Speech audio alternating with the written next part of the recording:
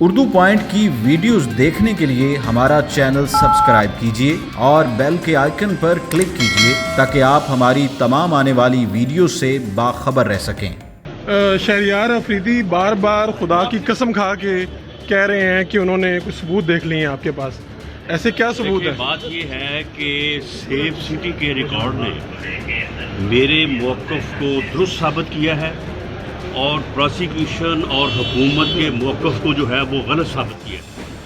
اب یہ ریکارڈ کی بات ہے، اب ریکارڈ سے یہ بات ثابت ہو گئی ہے۔ اب شہریار افریدی کو قوم سے معافی مانگنا چاہیے،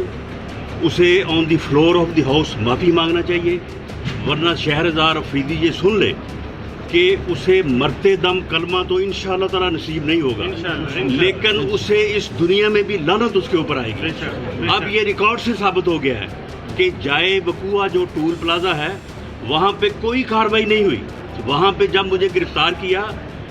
3:25 پہ، اسی وقت یہ وہاں سے بھاگے ہیں مجھے میری گاڑی کو لے کے، اور 3:35 پہ یہ جو اپنا کیمرہ ہے سیف سٹی کا جو برج سے نیچے ہے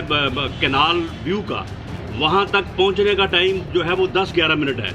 اور میری گاڑی وہاں پہ جو ہے وہ 10 منٹ میں پہنچی ہے 3:35 پہ۔ اب یہ بتائیں کہ موقع کے اوپر کہاں برآمدگی ہوئی، کہاں کارروائی ہوئی، کہاں فردیں جو ہے وہ مرتب ہوئی؟ وہ ساری کارروائی جو ہے انہوں نے تھانے جا کے جعلی طور پہ اور فرضی طور پہ کی۔ اب یہ بات جو ہے یہ سیف سٹی کے کیمروں نے ریکارڈ نے ثابت کر دی ہے، اور اب اس کے بعد جو ہے میں سمجھتا ہوں کہ شہریار افریدی جو ہے اسے قوم سے معافی مانگنا چاہیے، ورنہ جو ہے اس دنیا میں بھی اس کے اوپر لعنت آئے گی، اور انشاءاللہ اسے مرتے دم جو ہے وہ کلمہ نصیب نہیں ہوگا۔ اور وہ آرمی آفیسرز جو ANF میں ہیں، میجر جنرل عارف جس نے اس لعنتی کے ساتھ بیٹھ کے جو ہے وہ پریس کانفرنس کی، اور بریگیڈیئر خالد جو یہاں انچارج ہے پنجاب کا، اور میجر عزیز اللہ جو اس مقدمے کا مدعی ہے، میں سمجھتا ہوں کہ انہوں نے اپنے ادارے کے ڈسپلن کی خلاف ورزی کی ہے، جو اس حکومت کے بدترین گھٹیا ترین سیاسی انتقام کا جو ہے وہ حصہ بنے ہیں۔ میں نے آرمی چیف سے اس سے پہلے بھی اپیل کی تھی، مطالبہ کیا تھا کہ ان لوگوں کے خلاف جو ہے وہ انکوائری کی جائے۔ وہ کس کے کہنے پہ؟ اس لعنتی کے کہنے پہ، یا وہ وزیر داخلہ جو ہے وہ بھی ایک بہت پرانی لعنت ہے، وہ اس کے کہنے پہ وہ جو ہے اس گھٹیا سیاسی انتقام کا جو ہے وہ حصہ بنے ہیں۔ اور میں سمجھتا ہوں کہ یہ انہوں نے اپنے ڈسپلن کو وائلیٹ کیا ہے، انہوں نے آرمی کے ان شہداء کے ساتھ، ان کے خون کے ساتھ دھوکہ کیا ہے جو وہ اس حکومت کے بدترین اور گھٹیا ترین سیاسی رانا صاحب آپ تاحال ابھی صدر ہیں پنجاب کے کارکنوں کے لیے آپ کا کیا حکم ہے؟ آزادی مارچ میں شرکت کریں یا نہ کریں؟ میں نے پہلے بھی کہا تھا کہ میں پارٹی کے تابع ہوں، پارٹی کا جو فیصلہ ہے میں اس فیصلے کے ساتھ کھڑا ہوں۔ مجھے پوری انفارمیشن نہیں ہے، لیکن مجھے معلوم ہوا ہے کہ پارٹی نے آزادی مارچ میں شمولیت کا فیصلہ کیا ہے۔ اگر پارٹی نے یہ فیصلہ کیا ہے تو پنجاب سے ہر کارکن، ہر عہدیدار جو ہے وہ آج سے تیاری کرے، اور اس مارچ میں جو ہے وہ پارٹی کے حکم کے مطابق، پارٹی کے لائحہ عمل کے مطابق جو ہے وہ شرکت کرے۔ اچھا رانا صاحب ایک بات بتائیے کہ فوٹیج کا جائزہ آپ کے وکلا نے لے لیا ہے، تو جی جو وکلا ہیں وہ کیونکہ عدالت کے حکم کے مطابق جب وہاں پہ فوٹیج کا جو ہے وہ ڈسپلے ہوا ہے تو باقاعدہ جو ہے وہ وکلا وہاں پہ موجود تھے۔ اب آپ مجھے یہ بتائیں کہ اگر ٹول پلازا سے چل کے 3:25 پہ چل کے جو انہوں نے FIR میں ٹائم دیا ہے 3:35 پہ کنال ویو پہ اور پہنچ گئے ہیں، تو مجھے یہ بتائیں کہ موقع پہ مزاحمت ہوئی، برآمدگی ہوئی، فردیں مرتب ہوئی، نام لیے گئے، اسلحہ برآمد ہوا، وہ پھر کس وقت ہوا؟ یعنی 10 منٹ کا فاصلہ 10 منٹ میں طے ہوا۔ وہ میرا موقف درست ہے کہ وہاں پہ انہوں نے کچھ نہیں کیا، وہاں پہ صرف میری گاڑی کو کیپچر کیا، ڈرائیور کو نیچے اتارا، اپنا ڈرائیور بٹھایا، 2 آدمی میرے ساتھ اندر گھسے اور گاڑی کو انہوں نے بھگا لیا، اور بھگا کے جو ہے وہ بالکل اسی ٹائم کے مطابق، یعنی سیف سٹی کے ریکارڈ نے میرے موقف کو درست ثابت کیا ہے اور پروسیکیوشن اور حکومت کے موقف کو جو ہے وہ غلط ثابت کیا ہے۔ اب آپ یہ دیکھ لیں کہ کس قدر گھٹیا ترین انتقام ہے کہ ایک آدمی جس نے کبھی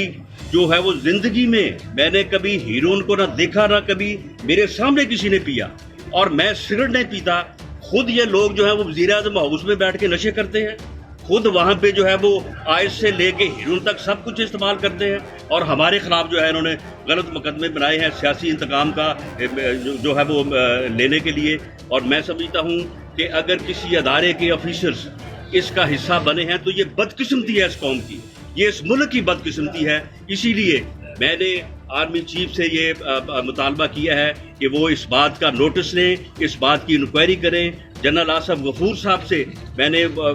مطالبہ کیا ہے کہ وہ اس کا جو ہے وہ نوٹس لیں۔ ہم اپنے اداروں کا احترام کرتے ہیں، ہم ہر اس جوان اور اس افسر کو جو سرحدوں کی حفاظت کے لیے سربکف ہے اس کو سلام پیش کرتے ہیں، لیکن کسی کو اس طرح کے گھٹیا اور جو ہے وہ بدترین انتقام کا جو ہے سیاسی انتقام کا کسی کو حصہ نہیں بننا چاہیے۔ یہ میں سمجھتا ہوں کہ اس جماعت کا جو گھٹیا پن ہے، سیاسی انتقام ہے، وہ اب کھل کے اس کیس میں سامنے آ گیا ہے۔ اب آپ کے جیل کا معاملہ کیا ہے؟ دیکھیے جیل میں انہوں نے مجھے جو سیکورٹی وارڈ جس میں بند کیا ہوا ہے، وہاں پہ کسی جیل کے آفیسر کو بھی وہاں پہ آنے کی اجازت نہیں ہے، بلکہ جس عملے کو وہاں پہ میرے اوپر ڈیوٹی کے لیے رکھا جاتا ہے اس عملے کو بھی باہر سے تالا لگا کے بند کر دیا جاتا ہے تاکہ کوئی ان کے بہانے جو ہے وہ مجھے نہ ملے، اور سیکورٹی وارڈ میں 24/7 جو ہے وہ بند رکھا جاتا ہے، اور وہاں پہ کوئی کسی قسم کی کوئی سہولت نہیں ہے۔ ایک گدا جو ہے وہ فرش پہ ڈالنے کے لیے گھر سے منگوایا تھا، اس کو بھی جو ہے انہوں نے جیل سے جو ہے وہ واپس کروایا۔ مکمل طور پہ جو ہے وہ کسی کو ملنے کی جیل میں، حالانکہ میرے جو دوسرے سیاسی دوست ہیں، خواجہ سعد رفیق ہے، سلمان رفیق ہے، فواد حسن فواد ہے، احد چیمہ ہے، تو وہ وہاں پہ اکٹھے ہیں، لیکن ان سے بھی میں 3.5 مہینے میں ان کو دیکھ نہیں سکا۔ اس قسم کا جو ہے وہاں پہ آپ کے ساتھ اتنی سختی اور آپ کی گرفتاری اس طرح کے کسی کیس میں، اس کے پیچھے کیا حکام ہے؟ ان کا یہ کہنا ہے کہ جی خفیہ ادارے جو ہیں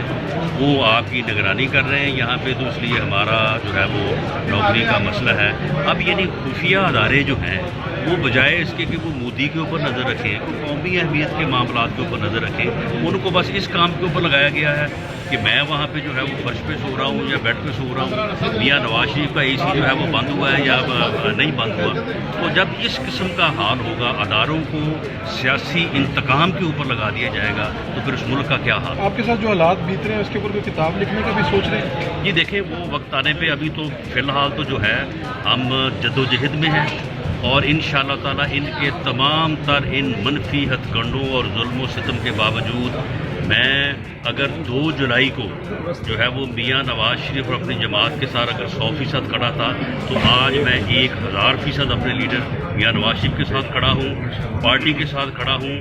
اور ووٹ کو عزت دو کے ساتھ کھڑا ہوں، اور سوین بالادستی کے نظریے کے ساتھ کھڑا ہوں۔